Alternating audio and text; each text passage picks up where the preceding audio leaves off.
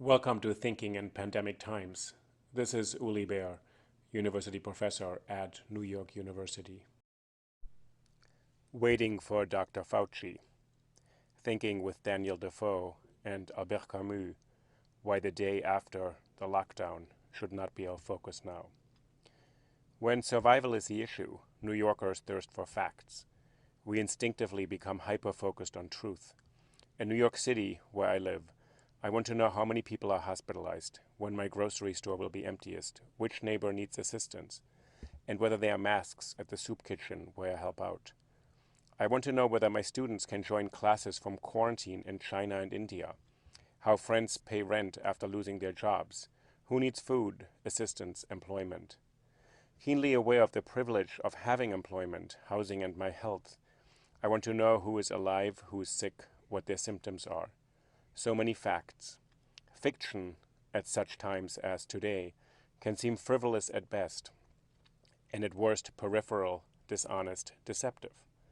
Sometimes I indulge my imagination and let myself picture life once Dr. Fauci or other officials have released us from the lockdown of COVID-19. I long for the days when streets will be crowded and noisy, people can work and I can hold those I love. I want to walk outside, eat in restaurants, get a coffee, ride the subway without fear, travel. I want to visit friends and see my family.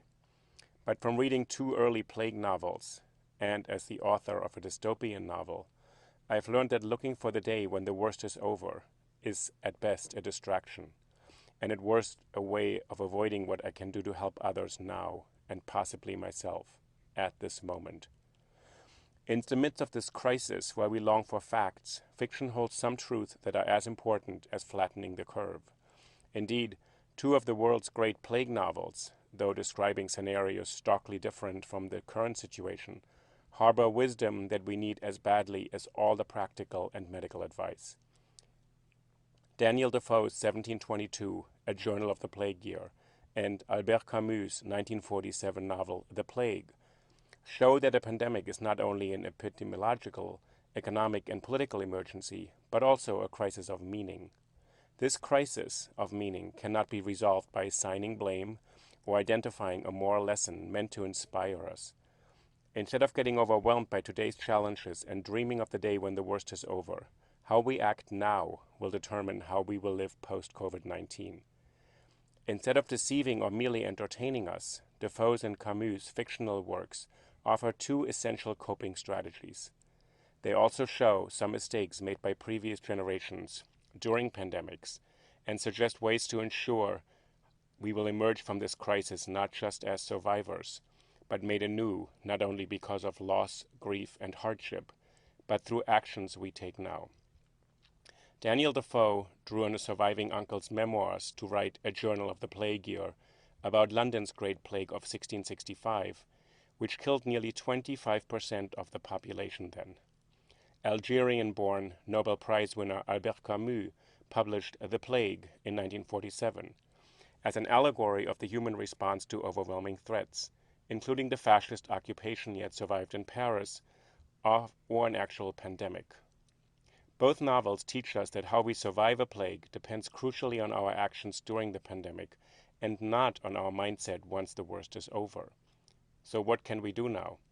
Both Defoe's and Camus' narrators are fallible, flawed, and fearful, but each of them cautions against the temptation of locating an original cause and assigning an overarching meaning to the plague. Instead, they advocate individual acts of solidarity with others in suffering. In Defoe's London, two Frenchmen die after opening a shipment of silks from Holland. A few more deaths occur in the same street, and then a lull sets in and the public moves on.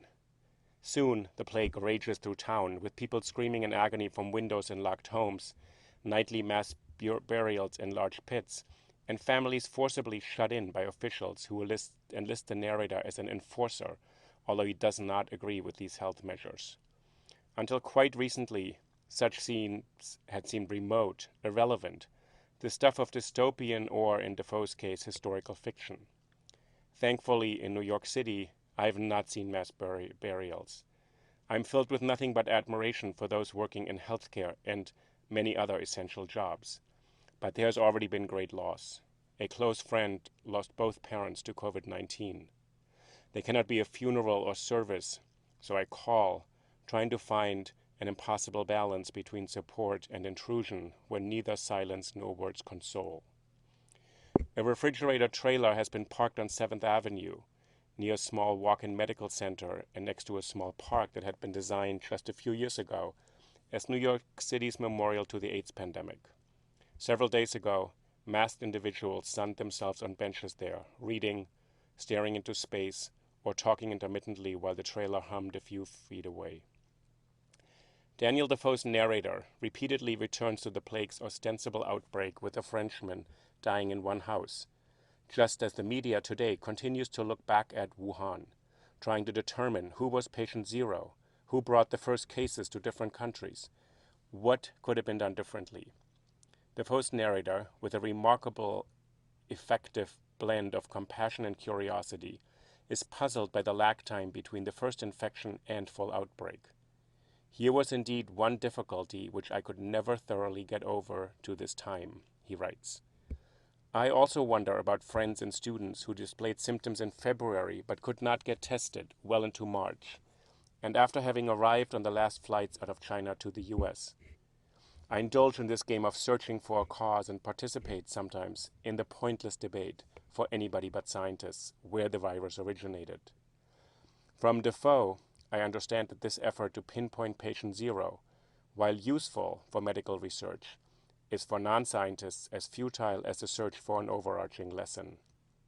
From Defoe, I learned that both quests, for cause and origin of the pandemic, and for its larger meaning, serve to deflect responsibility for individual actions in the present moment. I've also learned in conversations on another podcast with the Defoe expert, Columbia University's Jenny Davidson, and this lesson is harder, that looking for the bright day when this shall pass, when we are released from the lockdown, is a distraction from what we need to do right now. In Camus' novel of 1947, The Plague, rats die first. Then more rats are collected and incinerated each morning, inadvertently spreading the plague. After observing several confounding cases, it takes quite some time for officials to admit that it is indeed the plague. Camus writes, everybody knows that pestilences have a way of recurring in the world, yet somehow we find it hard to believe in ones that crash down on our heads from a blue sky. In this respect, our townsfolk were like everybody else, wrapped up in themselves. In other words, they were humanists. They disbelieved in pestilences. Being humanists for Camus means to turn our lives into comprehensible stories. When a plague occurs, it derails this effort to make sense of what happens to us. As humanists, we resist the knowledge that something will arbitrarily cut us down, without any larger purpose, deeper meaning, or moral intention. We do not want to believe our lives are out of our control. So we continue, as humanists do, to search for causes, assign blame and responsibility, and look for a greater truth. All of this behavior is human, but Camus shows how these attempts at making sense conflict with what needs to be done right now. Once the death toll rises, disbelief yields to panic, then despair in Camus' novel. At some point, people, he writes, drifted through life rather than live, the prey of aimless days and sterile memories, like wandering shadows that could have acquired substance only by consenting to root themselves in the solid earth of their distress. I feel called out by this quote, drifting through life rather than living. For Camus, doing what one is capable of in one's particular situation and circumstances, by helping and bearing witness to others, is an escape from this trap. Hostile to the past, impatient of the present, and cheated of the future, we were much like those behind prison bars. Taking action now, rather than waiting for officials to announce the day of release, is the only way to elude this state of timelessness, fear, and panic. Searching for cause and origin, pointing fingers for failures in preparation, leadership, and compassion are coping mechanisms that ultimately draw attention away from ourselves. To avoid being the kind of humanists who disbelieve that pointless suffering can exist, I realized in another podcast conversation with Caroline Weber, also at Columbia University in New York City, that Camus' main character actively helps others but also bears witness to the suffering he cannot alleviate. He acknowledges the pointlessness or absurdity of suffering, rather than interpreting it as necessary if brutal, and as a reset of our priorities and an opportunity to identify our true values. Once he admits there's no greater meaning to the plague, he can both act according to his skills and acknowledge the stories of others whom he cannot help. Many of my friends here in New York fault President Trump's administration for bungling the initial response. Some find comfort in Governor Andrew Cuomo's reassuring older brother stance. Having lived through 9/11 in New York City, right here in downtown Manhattan, I understand the temporary wish for a strong leader, even if that leader had been previously despised for his authoritative manner, which was then Mayor Rudy Giuliani. But there's a problem in focusing on authority figures to release us from our current condition. There is a problem in our current stance of waiting for Dr. Fauci. Defoe and Camus both suggest that how you survive a crisis can depend, to a considerable degree, on your own actions in the midst of it, within your range of possibility, and sometimes even without an eye toward your future self after the lockdown has ended. Defoe and Camus are both interested in who people become once the worst has passed. This is the question haunting every conversation among New Yorkers and people around the world. Who will we be after surviving the plague? Not simply how will we live, but who will this plague have turned us into? What will the new normal feel like? What will we never regain? And what new ways of being, not merely as followers of new rules, but as conscious agents, will become the norm? This is not a question that will be answered by Governor Cuomo, Dr. Fauci, or President Trump, or any other public officials who at some point will declare the worst to be over. For the philosophically inclined Camus, who we will be in the future depends to a large degree on how we behave toward others in the present. Camus splits the question of our post-pandemic lives into a metaphysical and a political part. Tahu, one of the figures in Camus' novel, cannot believe the plague will not change people. This is Tahu speaking in the novel. One can't forget everything, however great one's wish to do so. The plague was bound to leave traces in people's hearts. End quote. Another character, the hardened criminal Cotard, who profits from the crisis, dismisses this speculation. He wasn't interested in hearts. What interested him was knowing whether the whole administration wouldn't be changed. End quote. Ultimately, both Tahu and Cotard realized that too much focus on life after the plague, whether metaphysical or political, serves to deflect from the present moment.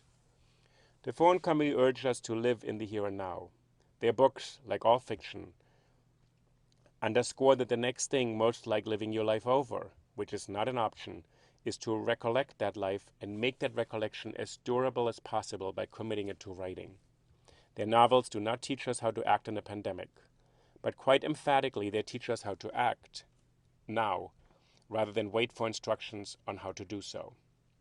In present-day New York City, this imperative is difficult to follow.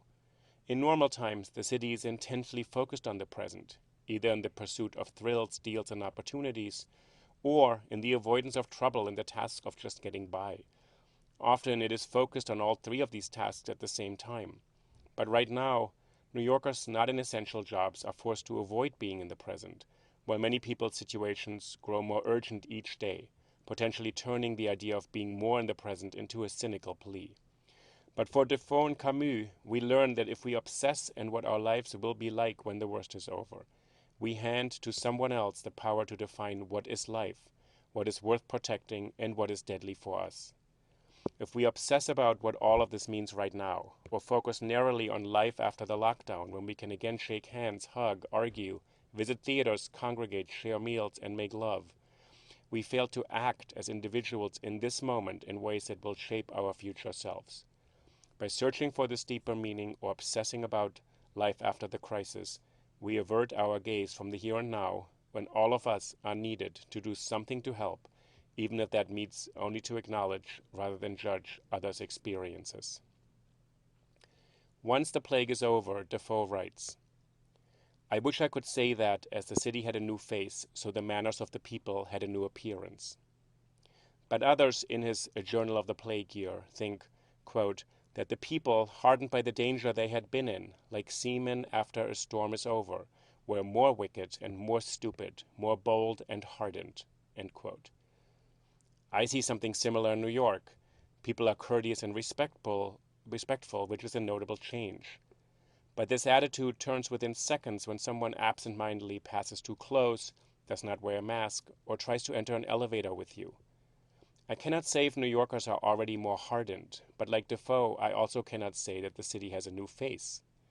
New Yorkers, like most people around the world, are hiding their faces behind homemade or other masks. What we will be like once they come off will be determined as much by that yet unknown future reality of our ravaged city as by the actions we take now. Camus is slightly more optimistic than Defoe. He writes, Dr. Rieu resolved to compile this chronicle so that some memorial of the injustice and outrage done to the plague-stricken people might endure, and to state, quite simply, what we learn in a time of pestilence, that there are more things to admire in men than to despise. End quote. But other characters in the plague are not trained doctors. They tackle other tasks. Camus' point is that in a pandemic, many types of responses are needed to defeat the disease and to acknowledge the wide range of experiences in it. This variety of responses, except that of medical professionals, will not conform to a single strategy, because our overall goal is not only to save, but also to affirm life in its myriad manifestations. Are there really more things to admire in men than to despise? Defoe's narrator declines to answer. For Camus, the answer hinges on our effort to fight ignorance and understand our actions and those of others. He writes, on the whole, men are more good than bad. That, however, isn't the real point. But they are more or less ignorant, and it is this that we call vice or virtue. End quote. In addition to tending to the sick, Camus' Dr. Rieu tries to learn something about his patients. By telling their stories, he bears witness to others' suffering without assigning a meaning to it or blaming someone for it. Camus turns acting within the scope of one's capacities and recognizing the stories of others into the plague's lesson. Defoe does not take this step. Unlike Camus, Defoe does not grant his narrator the last word. A Journal of the Plague Year ends with the fine doggerel. A dreadful plague in London was, in the year 65, which swept 100,000 souls away, yet I alive. But tucked in his text, like a virus lurking on a doorknob, is a note that the protagonist has indeed perished. Defoe's story reaches us from beyond the grave, while Camus' narrator survives. In either case, we are left with a moving, a dreadful, and morally charged account of an imagined pandemic not unlike the one we are living through now. They say New York is a city of 8 million people pursuing 8 million different dreams. Right now, we need a few million different responses rather than everyone talking about day one of the post-pandemic world. Defoe and Camus show that the wish to blame globalization, outsiders, frequently in the US media, China or the Chinese, different habits, feckless leaders, a transgression against nature, divine retribution, fate, that the hope for a savior and the desire for an overarching moral meaning are all misguided. Instead of seeking a cause, assigning blame, or looking for a deeper truth, these deeply moral novelists suggest that we help where we can right now, to the best of our knowledge and capacities, and, crucially, empathize with the suffering around us. For everyone, this will take different shapes. It can mean delivering food to homebound people, supporting those who have lost jobs, giving up something for others. It can mean excessively tipping and paying people who cannot work right now, even if the reasons for their suffering are systemic and require deeper changes at an official political level and in our post-pandemic future. It means in many cases filling the vacuum left by officials, institutions, companies, and the state. This can also mean helping out where there should not be a need if our political system and medical systems work differently, instead of expending all of one's energy and pointing at failures that exacerbate the pandemic. It means doing something concrete right now for others instead of blaming others, instead of obsessing about whether Trump or Cuomo are getting it right or wrong, or obsessing about a future where we have sufficiently recovered to take stock, acknowledge, and mourn, and work to prevent this from happening again. Fiction lets us sort through the frustration, helplessness, sadness, anger, disbelief, rage, and shock we experience in a crisis, but in a setting that is not our own. A Journal of the Plague Year and The Plague showcase a range of human responses to encourage us to make conscious choices and recognize that in some situations we are helpless playthings to external forces, but that this absurd condition must not stifle our commitment to act. Not everyone is a model citizen in these two books, including the two narrators. Defoe's protagonist joins an enforcement team shutting people in their homes, although he disagrees with the policy. Camus' narrator works as a doctor who disagrees with some policies that he has to enforce, but also becomes a witness to the human dimensions of suffering he cannot stop. In a pivotal scene, after an official's young son dies a horrifically painful death in Camus' The Plague, the doctor lies to the official whose decisions he does not respect in order to spare him further grief. They take small actions that fight the helplessness which threatens to damage their sense of self in lasting ways. While fiction does not offer practical how-to advice, although you could parse these two novels to find out what to do on a day-to-day basis, it lets us see what threatens to overwhelm us from a remove. By presenting individual stories, Defoe and Camus admonish us without remonstrance that how, and not only that, we survive depends on current behavior to the same degree as our survival as corporeal beings. What kind of person we become is determined by acting during the pandemic, and not on how we will act after saving our skin. What we do right now will shape the kind of people we will be on the other side.